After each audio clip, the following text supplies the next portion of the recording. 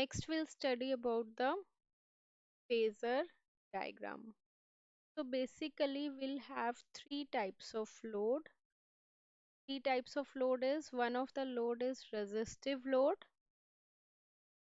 another inductive load, next one is the capacitive. Okay.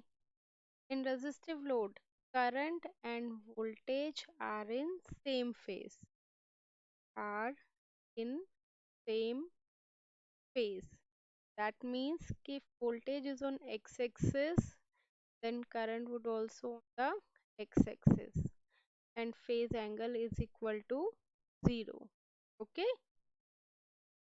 Similarly, for the case of inductive load, current lags voltage by an angle phi.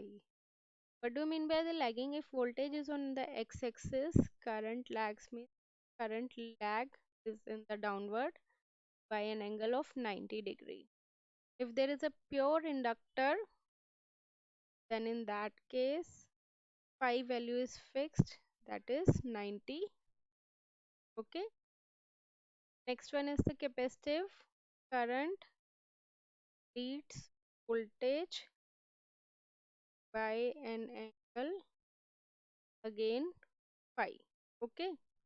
If voltage is on x-axis, then in that case current lead by an angle phi. So how will you remember this? Like you can remember one word, civil. Okay. Here C stands for capacitor. Capacitor के case में current is first then volt, so we can say current voltage.